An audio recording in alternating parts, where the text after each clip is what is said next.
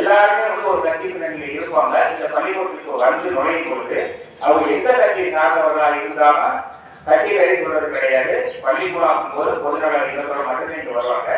அப்படி ஒவ்வொரு காலகட்டத்திலையும் மக்கள் பிரதிநிதிகள் எம்எல்ஏ எம்பி எல்லாரும் தேர்ந்தெடுக்கப்படும் போது ஒவ்வொருத்தரையும் வந்து பிடிஏ மூலமா வந்து இங்கே இருக்கக்கூடிய ஆசிரியர்கள் நாம் உட்பட எல்லாருமே வந்து என்ன பண்ணுவோம்னாக்கா போய் சந்திக்கிறது. அப்படி பார்க்கும்போது எம்பி ராஜா பரமசிவன் 3 ரூபாய்க்குள்ள கட்டணம் கொடுத்தாங்க. அடுத்து வந்து வெங்கடாசன் எம்எல்ஏ இருக்கும்போது அந்த கணிப்பொறி கட்டணம் கொடுத்தாங்க. அந்த ராஜசேகரன் எம்எல்ஏ இருக்கும்போது எல்லாருமே வெவ்வேறு கட்சியை சேர்ந்தவர்கள் இங்க எதிர்காலத்துல எல்லாருமே செஞ்சிருக்காங்க. அடுத்து வந்து பாத்தீங்கன்னா ராஜசேகரன் 2 ரூபாய் கட்டணம் கொடுத்தாங்க. அடுத்து வந்து பாத்தீங்க அப்படின்னு சொன்னாக்க இப்போ மேனாந்தார் அவர்கள் வந்து அமைச்சராக இருக்காங்க. அவங்க எம்எல்ஏ இருக்கும்போது நீட் தேர்தல் சொல்லி கொடுத்தாங்க. இப்போ வந்து எல்லாமே பேருக்கே இருக்காங்க. எதுவுமே விட்டு வைக்கிற தலைமை எல்லா இடத்துலையும் கேட்கறாங்க. நம்ம வந்து கொஞ்சம் பார்த்தோம்னா அவங்க வந்து விட்டு வைக்கிற மாதிரி கிடையாது.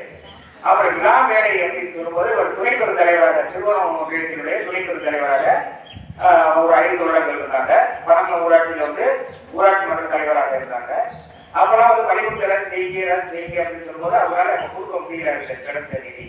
ஆனா இப்ப வந்து பாத்தீங்கன்னா நம்ம கேட்டாங்க, அவர் போன் பண்ணாரு, பள்ளிக்கூடத்துல வேணுமாப்பா அப்படின்னு கேட்டாங்க. என்ன அப்படின்னு போது விழா ஆரம்பம் அப்படின்றத அங்கே கேட்கலாம்.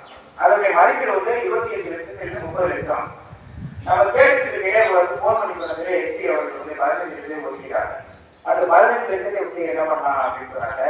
சரி, விழா ஆரம்பம் வந்து நிரந்தரமா நமக்கு தேவைப்படுது, அதனால பள்ளிக்கு வந்து விழா ஆரம்பம் வேணும் அப்படின்னு சொல்லுவது